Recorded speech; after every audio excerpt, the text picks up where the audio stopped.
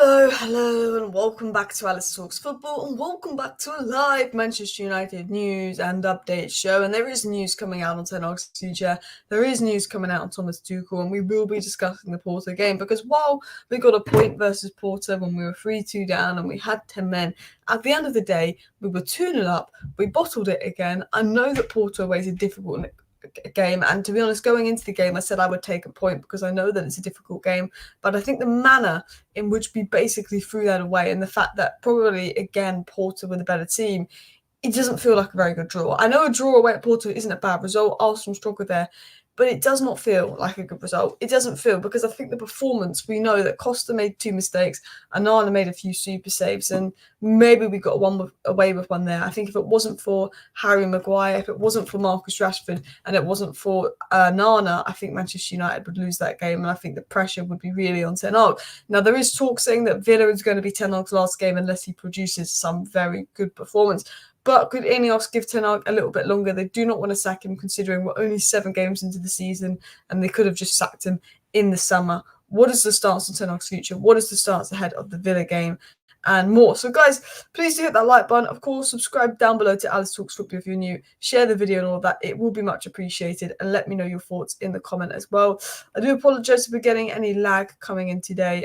According to my laptop, we are lagging. So I do apologise about that as well. And yeah, everyone's taking the mick. I do apologise I'm late for this live stream.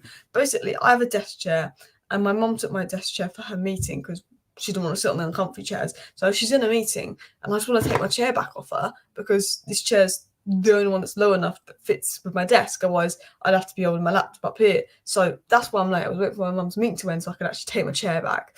So yes, mum did steal my chair. But it is back. And yeah, Ten Hag could be sacked very soon. I think Ten Hag could go after Villa. But do let me know what the screen quality is like as well. I hope that it is not blurry, anything like that. Would you take Allegri? No, wouldn't. Let's get into the first story then. So we're going to talk about, is Ten Hag going to be sacked after Villa? We're going to talk about Thomas Tuchel talks being back on. We're going to talk about INEOS deciding not to rush the decision and what that might mean. We're going to talk about some shocking statistics. We're going to talk about the game last night, what we saw. Samu absolutely bossed us. We're going to talk about the Villa game. We're going to talk about Maguire's interview in the dressing room and why the players were late in the dressing room, and then the reason Rashford was sub. And I'm going to tell you this now. The Rashford sub was an absolute joke. He is losing his mind. Whether you like Rashford or not, he was our best outfield player in the first half. He got a goal. He got assist. He was super contributing. He's got 6 goal contributions his last 5 starts. He's in good form. He subs him. When Rashford was in crap form and playing disastrous, didn't come off. When Rashford's in good form, he gets subbed. He gets benched. Ahmad should have come off for Garnacho. Rashford was having a better game than Ahmad. That is the truth of the matter. And, you know, we come out in the second half and Garnacho, you know, he's threatening, but I think, you know, he couldn't beat his man like Rashford could. And I think him taking Rashford off because of his plan for Villa is silly, because if we're 3-0 up and you take Rashford off, fair enough. But if it's 2-2 and you take Rashford off, why? We need a goal. He's the most clinical.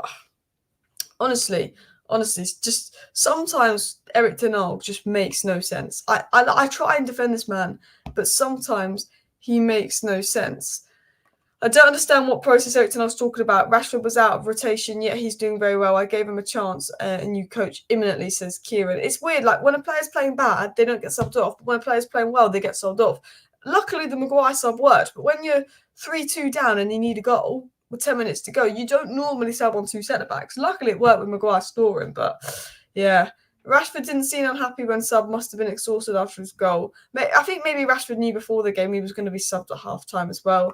Erik Ten Hag done this all season, subbed off players playing well and leave underperforming players on. You know, Bruno Fernandes has had a few stinkers for United, doesn't come off. Marcus Rashford plays well, he comes off. Xerxes plays well, he comes off. I can't get my head around it sometimes. But look, we're here to get into the news. We will talk about that later on. Let's talk about a few stories going about. So it was said Erik Ten Hag could be sacked if Manchester United are defeated by Villa on Sunday. And that Sunday's trip for Villa is now make or break for Erik Ten Hag. And I think we sort of expected that. I think he has to get a result versus Villa. And it's not just a result, he has to show performance. Because if we're going to be honest, it doesn't look good if INEOS sacked Ten Hag after 6 or 7 Premier League games, because they've backed him. They didn't sack him in the summer in the end. It's not good. And I think that's why INEOS are giving him time, because they think you can't sack him after 6 or 7 Premier League games. But they're seeing, you know, 1 win in the last 10 European games. They're seeing this statistic. They're seeing that statistic. And they're thinking, what? And I get that, to be honest. Erik Ten Hag has a style of football he wants to play, but he can't do that. One, yes, the players can't do that, but he's tried to do it for 18 months. It's not working. He needs to like figure out how he's going to make the current players in front of them play the best they can. He needs to almost forget his system and think, these are the players I have. This is the system that's going to suit the players I have. How can he get the best out of the players in front of him? Because if he doesn't do that, I think he's gone. And we've been told by many sources that Tuchel is still like within United. They're planning to reopen talks. We're going to talk about this in a second. I just think 18 months of the same thing that isn't working. I get elements of it as we don't have players that are physically able to execute what he wants, but he's the coach, and his job is to get the best out of the players in front of him, and he's not doing that. And that is really worrying. I think, it's one of those where, should he be given the start of the season? Should he have been fired? Should he be given longer because he wasn't fired? I think that is the big debate. I think INEOS are sitting there probably looking at the performances saying that's a sackable offence. But INEOS are also saying, can we sack him after 7 Premier League games when all the replacements out there we could have just got in the summer? And we've just wasted all this money and this time and resources. Are we going to believe in the process? They come out publicly and said they back him. It's one of those situations as well. I guess just Erik Ten Hag and his system doesn't work, so why keep persisting with his unworkable system? I agree. I don't know why he's persisting with the system. I said at the beginning of the season, I will not become Erik Ten Hag out until at least the October international break at the earliest, so I'm sticking with that. Ten Hag is on thin ice. Ten Hag, I'm losing faith, I'm losing hope. For me, the only reason I'm not Ten Hag out at this rate is because I said I want him to be given 9 Premier League games before I can judge him. I said that. And to be honest, the next game's the 7th. So I said I wanted him to have 9 Premier League games before I judged him. But to be honest, if we do get outplayed by Villa, unless I'm missing something, only matches we've won in all comps are Fulham, Southampton, Barnsley. I think they are. And again, that is very, very concerning. 3 wins in all competitions so far this season, because we lost to Brighton, didn't we? Big win versus Villa changes everything. It could, to be fair, a big win versus Villa and a good performance can let us go into the international break feeling positive. And then maybe we've got something to build upon. But the thing is, I feel like if we get a good win versus Villa and we win really well, we could then just come out after the international break and go back to the crap that we've seen this season. It's like he's got to try something new and find something new. The midfield is atrocious. The defence is being exposed. It's all a big mess at the moment as well. Yeah, I'm worried. He didn't play. Well, Maino's injured. He didn't play Maino because he's injured, and Agati didn't have the best game, and he's probably resting him for Villa as well. People saying they want Villa to beat us so we get sacked. I don't want Ten Hag to be sacked. I almost want him to be replaced because it's so crap. I don't think he can turn it around. But if we sack him, that's 17 million spent after 7 games in the season, and we bring someone else in, and you're almost writing off the season. I want Ten Hag to turn it around, and I want to beat Villa. I think if he loses to Villa, I will be Ten Hag out. He will need to be sacked if he loses to Villa in a bad manner. But if he can win against Villa and find something that works, and we can go on a 10-game streak of playing good football and showing something, that's what I want to see ultimately from Ten Hag. That's ultimately what I want to see. I think if he loses to Villa, there's a strong possibility he's sacked. But I think it depends on the manner in which he loses to Villa. Now, one person that INEOS want is Thomas Tuchel. Now, just to give you context, in case you haven't watched some of my previous shows, INEOS offered Thomas Tuchel the job in the summer. INEOS came to a conclusion that Ten Hag was going to be sacked and that Tuchel's who they wanted. And they offered Thomas Tuchel a job in the summer, but Thomas Tuchel turned it down. So we know that INEOS didn't want to keep Ten Hag, and we know that they wanted Thomas Tuchel. Now, why did Thomas Tuchel turn it down, and could INEOS resume talks? Manchester United are expected to resume talks with Thomas Tuchel if they decide to part ways with Ten Hag. Now, there's 4 sources that have come out today. I'll get the other ones up later in the show that said INEOS are considering going back into talks with Tuchel. It's not a good sign, but none of them are tier 1. Manchester United are expected to resume talks with Thomas Tuchel if they decide to part ways with Erik Ten Hag. Tuchel was close to replacing Ten Hag in the summer, only for talks to break down due to disagreements about how much power the German would have in the financial package. So Tuchel was offered the Manchester United job. INEOS wanted to bring Tuchel in. It looked like Tuchel was going to be the next manager of Man United. It was basically leaked before the FA Cup final. What happened before the FA Cup final was Chelsea had sacked Poch. Chelsea went into talks with McKenna and a couple other managers. And when in the talks with McKenna, Chelsea realised that Manchester United had held talks with McKenna about the managerial job. So Chelsea had realised that Man United were planning to sack Ten Hag because they'd held talks with other managers about taking the job over. And Chelsea leaked information that Ten Hag was going to be sacked. United did not deny that information despite McKenna not taking the United job. They went and then ahead for Tuchel. They offered Tuchel the job. Tuchel said no. They stuck with Ten Hag because Ashworth wasn't there to make the decision. And that's sort of a summary of it all. So they stuck with Ten Hag in the end, but Ashworth and Barada were not there to make the decision. And they may say, we need to give him time because we could have sacked him in the summer. But at the same time, they did want Tuchel, and there is talk coming back on with Tuchel as well. Time just seems up. What is one result looking at the whole of last term? Yeah, that's the thing. Even if we get a good result versus Villa, if we look at these opening 10 games of the season, there's been nothing to convince us to stick with him. There's been nothing, particularly these last 2 games. And that's the thing, he's got to get a result versus Villa, but then get a result the next 3 or 4 games and play well to show that there's something there. Because even if we beat Villa, other than Southampton and Barnsley, none of the games have been convincing. I think Brighton we were okay. I think versus Fulham we were okay. But yeah, I really want to see a winning streak. Yeah, I really want to see a winning streak, but I don't see it happening, if I'm going to be honest as well. Media knows nothing under this regime. We saw with Barada, Ashworth, Euro, Xerxes, they can only guess. True. Do you think they will sack Ten Hag if we beat Villa, or will they wait until we lose our next match? If we beat Villa, Ten Hag stays. If we beat Villa, Ten Hag definitely stays as well. The structure was recently implemented and new players joined the team, and now you expect miracles. Look, at the end of the day, I want Ten Hag to turn around. I want him to do well, but I'm losing faith and I'm losing hope. If Ten Hag can produce something versus Villa and get us playing good football, and we all of a sudden go and we win 10 Premier League games in a row, that's what I want to see. That's what I dream of seeing. But I don't see it happening. This is ridiculous. He's had 660 million quid. If he hasn't got the players who can play the way he plays, why buy them? United will not get anywhere until they get rid of Rashford and Bruno. I don't know why you have to add the Rashford and Bruno thing at the end, because Rashford was our best player yesterday. We got worse when Rashford came off. So, how is Rashford holding back United? The back end of last season, Bruno was our best player. Bruno and Rashford have had poor periods, but Bruno and Rashford have been no worse than Lisandro Martinez. They've been no worse than Casemiro. So, why is it Bruno and Rashford that's always holding United back when Lisandro Martinez had a shocking start to the season? Casemiro's had a shocking start to the season. I think Bruno and Rashford getting blamed for everything is, I think, people's way of copium. I think people are trying to cope with how bad we are by, going, Bruno and Rashford are the problem. That's how we fix it. We get rid of Bruno and Rashford. We did that with McFred under Ollie. I did it with McFred under Ollie. I convinced myself that McFred was the problem. We got 2 new midfielders and we'd be a good team. We got rid of McFred. We got 2 new midfielders in. It didn't help. There was still so many issues. Maguire and Lindelof. We thought Maguire and Lindelof were the problem. We don't play them anymore. There's still defensive issues. Ronaldo was the problem. We don't play him anymore. We still struggle to score goals. De Gea was the issue. We couldn't play out from the back. We've got Onana and we still can't play out from the back. Rashford and Bruno, we can criticise them. Rashford's been good the last 2 games. Bruno hasn't. But I tell you what, we have this copium as a fan base thinking that if we just get rid of some fans in this fan base have convinced themselves and they've brought into this narrative that if we just get rid of Rashford and Bruno, we'll be a good team and they're holding us back from playing good football because they give the ball away. That's just really not the case. It's really not the case, because if you get rid of Rashford and Bruno, you've got Anthony playing, or you've got Garnacho on the left, Ahmad on the right. So then you're 1 sub away from Anthony. And if you get rid of Rashford, you've got Eriksen, who, yes, he's good on the ball, but Eriksen off the ball, 2 of the 3 goals came down his side. So we need to stop this copium that, getting rid of 2 players is going to change the way we play and that they're holding us back, because they're just really not. We've seen it with Maguire and Lindelof. We've seen it with McFred.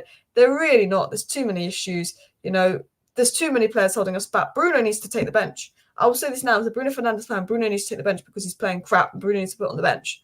But even if Bruno's put on the bench and Mason Mount has a run of a few games in the 10 role, I still don't think Ten Hag's going to produce a miracle and we're going to start playing good football. I don't think it's on too many players. People saying Ollie, Ollie has proven to be a good interim manager, but there's no point getting Ollie back in, is there? We have to expect not the same problems like it has been for 18 months. A good manager would try to change something if the team has been looking like that for a long period. And that's my biggest problem with Ten Hag is we've been bad, but it's been the same problems over and over and over and over again for 18 months. The same issues we had at the beginning of last season we've got now, and that's what worries me. We don't have a world-class squad either, though. Most top clubs have at least a handful of world-class players. We might have none. I'd say an informed Bruno is world-class, but I think we have a good squad. That's the thing. You look at our players, they go on international duty and they look fantastic. They come back to United and they look shite. And that's that's what worries me as well. That's what worries me. Maybe I think the red card, I wouldn't say it helped, but I think when we went down to 10 men, it forced the players to respond and actually be like, crap, we've got 10 men. We need to step up. There's definitely something mentally there with the players as well. Big up everybody in the chat. Big up JB saying, morning people. Big up to Alice and the football community on this channel. Get the likes up and don't forget to vote for Alice in the Football Content Awards. Much appreciated, JB. I have been nominated for 3 awards in this year's Football Content Awards. There is a link pinned in my Twitter to that as well. Yeah, it takes time to adapt, but the new structure and those signings, we shouldn't have gotten dramatically worse. That's the thing. I get it takes time to adapt. I'm not expecting perfection from Ten Hag, but the Fulham game and the Brighton game, despite the win and despite the loss, I saw enough of the Fulham game and the Brighton game to see improvement, and now we've gone back on that. We look worse than last season despite having more players available and new signings. I saw progress versus Fulham. Even though we lost to Brighton, I saw progress. And then since Liverpool, which is maybe it's mental that we've switched off, I don't know. But, I'm not expecting us to be miraculously good, but I'm expecting us to look better than we did last season. And right now we look the same, if not worse. And that worries me as well. Yeah. Let's get into the next story then. So we've got some links to We've got some links to Marco Silva. Now, obviously, Duncan Castles is, very good when it comes to George Mendes clients. If anyone is a George Mendes client, Duncan Castles is going to be the guy to break the news. He's going to be the guy to know the information.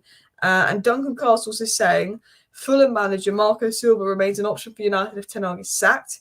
I can't see us going for Marco Silva, but considering that his agent is George Mendes and George Mendes does tell Duncan Castles a lot of information, and Duncan Castles was spot on about the whole Agate situation at United and more, I do think that this is one to watch. Maybe. I don't think we go for him. I think they're looking at Tuchel. I think they prefer Thomas Frank. I think there's about 10 managers they prefer to Marco Silva, but maybe they bring him as an interim. Who knows if it gets really bad, but it is a George Mendes client. Now, there is a possibility that Ten Hag could stay on, even if he doesn't get a result versus Villa. So let's have a look at this. Ten Hag is clinging on at United, but his grip has loosened with a little more. Harry Maguire's injury time equaliser will keep the Wolves from the door a little longer. INEOS insists they won't panic, and they will point to the results as a means to an end. So even though, Ten Hag's close to the sack, could that Maguire goal give him a bit more time? Potentially, yes. Even if he doesn't get a result versus Villa, there is still potential he might not be sacked. Although a lot of sources are saying he loses to Villa, it's done. Must be Erik Ten Hag's lost the squad. Nothing explains how poor we've been despite the good 20 minutes here and there. And I agree. I'm going to be honest. I think the players are giving up on Ten Hag's. I think we played well the opening 2 games. We didn't play well, but we looked better versus Fulham and we looked better versus Brighton. Even though we lost to Brighton, we looked better. And then mentally, we just shifted. It feels like he's lost the squad, if I'm going to be honest as well. Marco Silva will be an unaspiring replacement. I agree. Tuchel, decent manager. Will it work at United? Honestly, I'm not sure. There's question marks around Tuchel at United, but we know what he did at Chelsea when he came in after Lampard and the job he can do as well. Get Nagelsmann. I think INEOS do like Nagelsmann, but I'm not sure. Don't give Ruud the job just because he's a former player. No more of this sentimentality rubbish. Making appointments for nostalgia purpose. Use the logic. I don't mind Ruud being given the job to manage a couple of games before we get a manager in. If Ruud van Nistelrooy has the job for 7 games, I have no issue with that. But if you sat Ten Hag in October and you give it to Ruud van Nistelrooy to the end of the season, I feel like that is writing off the season. Because Ruud van Nistelrooy could be like a Xavi Alonso. He could be a Mikel Arteta where he doesn't have much experience and he ends up being a really good manager. But I actually think that, for me, Ruud van Nistelrooy has the job for 5 games. No issue with that. They get the right manager in. But I think if you sat Ten Hag and give it to Van Nistelrooy to the end of the season, there is definitely elements of concerns there as well. People said we shouldn't have sat Rangnick. I mean, Rangnick wasn't going to be the manager, but I think Rangnick could have been around on the board as well. With Rangnick's talent ID is special. Erik Ten Hag is already cooked. It's just timing. Anyone thinks Erik Ten Hag will not lose any more games. We need a top manager who's respected and won everything. And I think a lot of people feel that way. Even if we beat Villa, I think people know that we'll probably just get battered in our next game. And they've seen enough to say, yeah, we could beat Villa. We could win the next 2-3 games in a row. But you will probably go back to crap because we've had periods in the last 18 months where we've won 3 or 4 games in a row. We've looked right, and then we've gone back to the same crap. It's happened multiple times as well. Do you think you can turn it around? I'm losing faith. The only way you can turn it around is if he tries something different. But he's been trying the same thing for 18 months and he won't change upon it. So I don't know if he's going to change something different. You know, these are his players. There isn't the injuries there. You know, he has to try something different. He can't stop. We can't keep making excuses because this is not good enough. When I see statistics like this, I am concerned. Since Erik Ten Hag joined the club in 2022, no Premier League club have conceded 3 or more goals in a match more times in all competitions than United, 24. It was also said since the start of last season, no Premier League club has conceded 2 or more goals in a game more often than United, 31. Those statistics, when it comes to conceding goals, is an absolute joke. We are one of the worst teams defensively, one of the worst teams when it comes to conceding goals. We're so open. And our problems out of possession, we've been talking about for years. Open out of possession. Every single one of our problems, we've been talking about for years out of possession. Not years, sorry, 18 months. We've been talking about for a year and a half, these problems out of possession. It started once Casemiro got that red card versus Crystal Palace. It started at the back end of last season. And it's just continued and continued and continued and continued. The same problems for 18 months and he's not changing it and it's out of possession and it's a consistent problem. People saying Southgate in, absolutely not. I'd rather keep Ten Hag. At least they should have listened to Ragnick. They should have listened to Ragnick, but they didn't as well. Pains me that Vivel now and we got rid of Ragnick. Yeah, Vivel and Ragnick work well together. It's just one of those where it's not good enough at all. Vivel could bring in Nagelsmann, but Nagelsmann would need a lot of time and he would have to change a lot of things. He would have to change a lot of things as well. Alice, do you think we can turn it around? No. I want to, but I really don't, if I'm going to be honest. I really don't know what to say. Yeah, I think also no left back doesn't help Ten Hag, but we can't make excuses when most of the players are hims. We can't. So let's dive into the next story. So Laurie Whitwell said he could be safer than we think. He said this: the consistent message in Italy is that INEOS don't want to change the manager. One source Laurie spoke to doesn't think the loss to Villa and Porto would be enough to get Ten Hag sacked. Dan Ashworth and Jason Wilcox spoke at the Under-21s game on Tuesday. There's been daily communication between Ten Hag and the hierarchy. The people running the club are aware of the difficult environment at United that the manager faces. So Laurie Whitwell said, despite, the poor result versus Porto, even if he loses to Villa, some people don't think he'll be sacked. Some people are quite confident. We lose to Villa, that is the end of Ten Hag, he's sacked.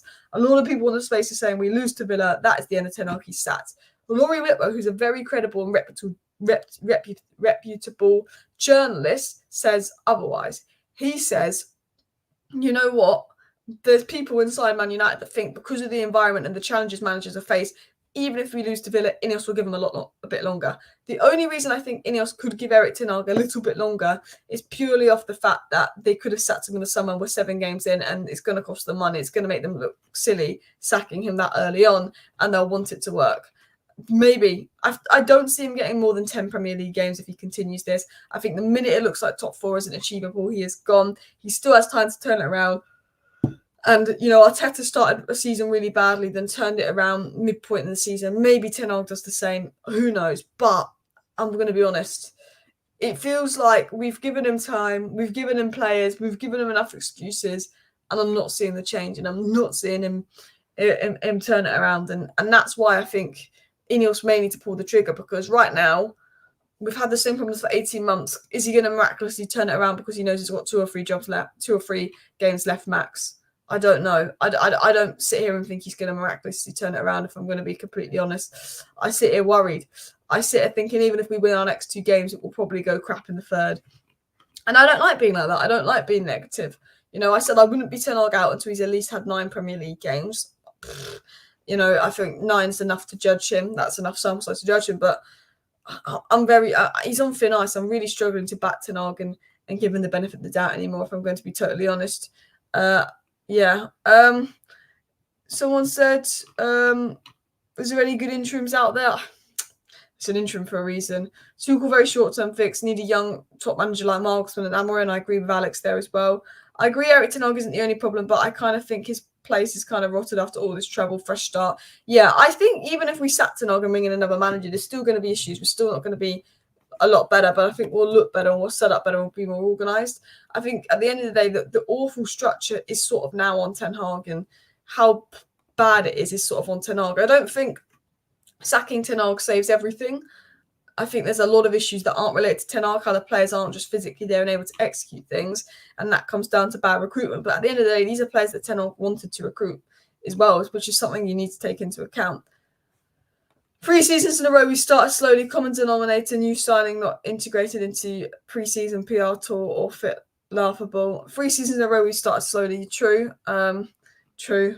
I mean, 3 wins in the Prem puts us back into top 4. But our next 3 Premier League games are Villa, and then I think we've got a difficult one coming up. So our next 3 Premier League games are Villa, Brentford, and West Ham. Villa is difficult. Brentford is our bogey team.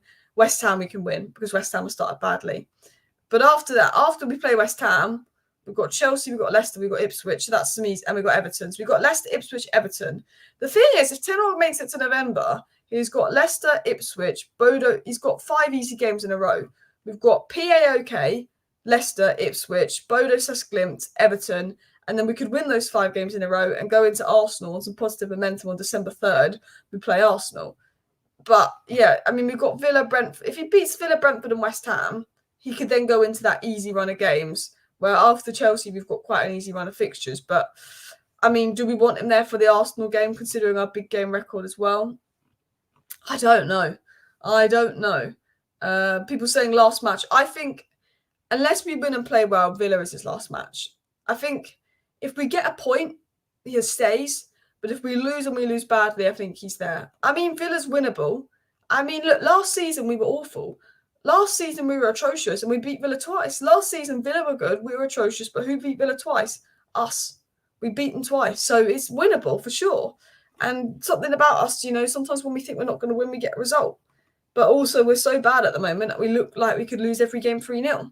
We've got over 700 people watching, guys. So if you've not hit the like button, please do go ahead and do that. And, of course, subscribe down below if you're new. So the Manchester United dressing room door was closed for quite a while after the match against Porto last night. And Maguire just said that the locker was closed because everyone was spoken. It's normal. They were probably having out at each other talking about the game. And Maguire said if we want to have success this season, we can't keep conceding goals so quickly like this. Maguire then said on the Ten Hag speculation, I've been here for years. I know how it is and how it works. When you're going through a bad period, the players are under pressure, the manager's under pressure. He's got enough experience and he's been at the club long enough to know how to handle that pressure. That's part of the privilege of being at this club. So, I mean, Maguire can't say, yeah, Ten Hag's a dunner in his interview. Ten Hag's saying, look, Ten Hag knows there's the pressure and he knows how to handle it as well. A new gaffer requires a lot of change.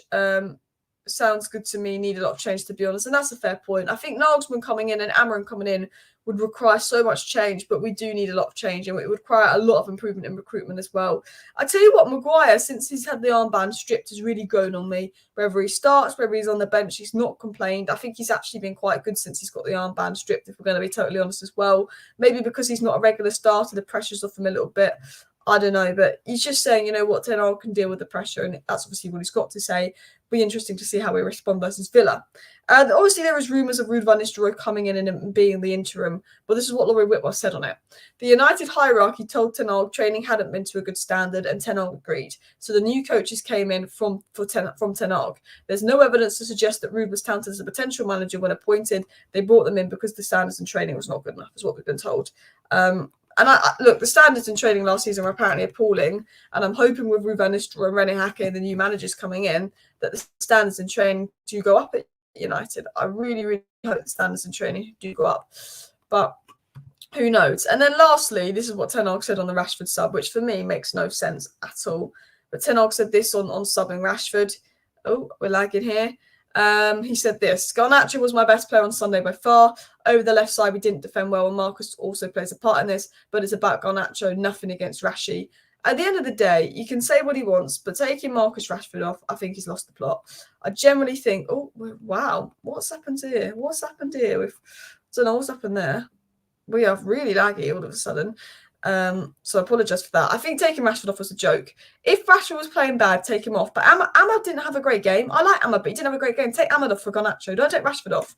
Xerxes playing well. Xerxes and Ahmad are playing really well. You take them off when Bruno's having a stinker. Ahmad isn't having his best game. Rashford's playing really well. You take him off. I don't care if Garnacho's good or not. At the end of the day, Rashford is playing well. Rashford is your most clinical forward. Rashford's got 6 goal contributions in the last 5 games. He's in form. When Rashford has crapped last season, you play him every game, you run him down to dry. When Rashford starts playing well, is in confidence, and it's 2-2 and he need a goal and he looks good, don't take him off.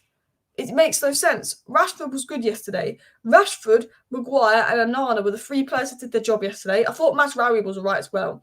Mazraoui can get a 6. Maguire, Rashford, and Onana are the only players that give above a 6 today, if I'm going to be totally honest as well. Evans and Maguire steadied the ship. Do you know what? Someone said Euro can't get fit and available soon enough, but do you know what? Part of me is glad that Euro's injured, and I never thought I'd say that. But he's an 18-year-old kid. The defence has been crap, but at the end of the day, defence has got no protection. Imagine we're playing an 18-year-old kid like Lenny Euro in that game, and he concedes 3 goals like De Ligt and Martinez did, and he's getting pelters in one of his first games for United, and people write him off. That would absolutely kill his confidence. I'm almost glad that we've not had Lenny Euro for the first 2 months of the season, so we can see when Lenny Euro comes in that actually it is a defensive issue, not him. The defence is being exposed by the setup, and people don't write off an 18-year-old kid. Because I guarantee you, I think Lenny Euro could definitely be an improvement on this, and maybe Lenny Euro and Maguire is the centre-back partnership we've got to try out this season. But I guarantee you, Lenny Euro plays that game and he has a bad game, people will be going in on him, calling him a flop, the things it would do to his confidence. Can't believe I'm saying this, but I'm actually glad. I'm actually glad he's not been part of these first 2 months, because for an 18-year-old kid, what that'd do to his confidence, because people would be giving him pelters, our fans would be turning on him, writing him off after a few games. Maybe it's a blessing in disguise. But listen, people, please hit the like button. Of course, subscribe down below if you're new. I'm going to wrap up the show here because I'm just really laggy as well. Thank you for watching. Bye.